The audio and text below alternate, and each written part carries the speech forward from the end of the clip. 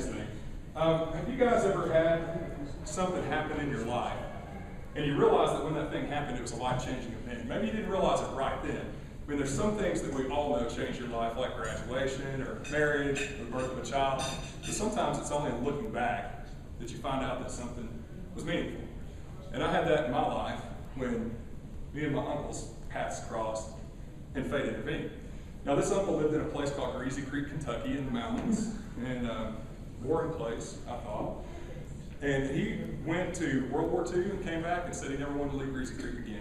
He built a beautiful house with a wraparound porch, apple trees in the front yard, a well, very idyllic, like something out of a movie. And I think most of the people who have kids, sometimes you kind of get tired of kids, and especially if they're not yours. And he didn't have kids, though. And so he was fine with me following him around everywhere, and I did that. And I remember watching him. I mean, he just seemed like the biggest, strongest guy in the world to me. I remember one time there was a copperhead in the barn with the horses, and he literally stomped it to death with his boot.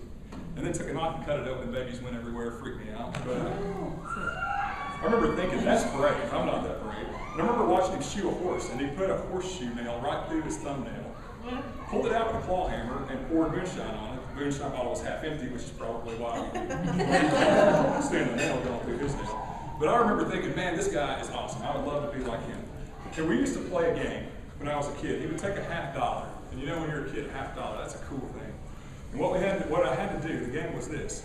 I had to grab it out of his hand before he'd close it. And he wouldn't let you win. He was not that kind of guy that's going to let you win. So I had to try to grab it. You can't really play this game by yourself. It doesn't work. But I remember every summer trying that. And then one summer I thought I was old enough, so we went there every summer. We went to visit family. That's why I stay in the summers. And I remember thinking, this year, I'm going to get that coin out of his hand.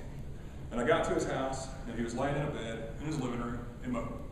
He got Lou Gehrig's disease, which is now known as ALS. I don't know if you know anything about it, but it's a terrible disease. You get to where you can't move, your muscles won't move, you can't even eat. You have to be given food intravenously or through a thing in your throat. It's a terrible, terrible disease.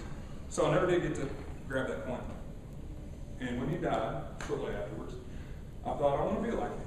I want to model my life after my uncle, who was such a great guy. And when I got a little older, I started playing sports, doing martial arts, and I thought about that game we used to play, grabbing that coin out of his hand. And I thought, man, that could help me develop my speed and quickness. But Mom and Dad got tired of playing the game. Like I say, you can't play it by yourself.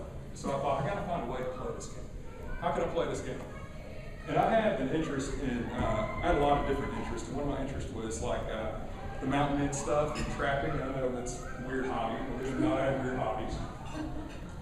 But I had something that I thought might work well for this little game. It's one of these. I don't know if any of you know what that is, but that's a leg trap, animal leg trap. And I'll show you how it works. This part here is the spring. The jaws open up,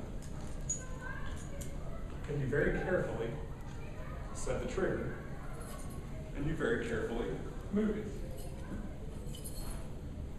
And then when anything hits the trigger, that's what happens. So you got to be careful with one of these. Now, who wants to come and set it? Anybody? Nobody wants to go try to set it? Yeah. Zach, come on. I figured Zach would try to set it. Yeah, have you used the spring trap before? You familiar with it? Yeah. Okay, so you know how to set it.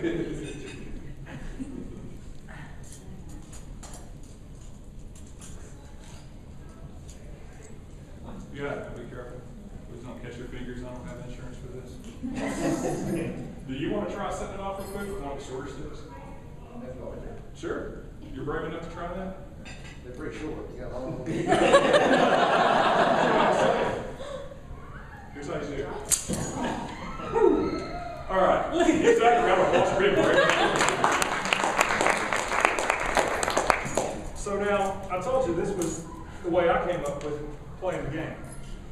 And I'll show you how I did it. You take the coin, and it goes right there. If I can get it to stay. There we go. Now the key to this, you know what? I don't care if it does stay. I'm going to try to grab it anyways. There we go. The key is to move very quick so that the trap doesn't get your hand. Because if the trap gets your hand, it hurts. Really badly. But you know, I thought about my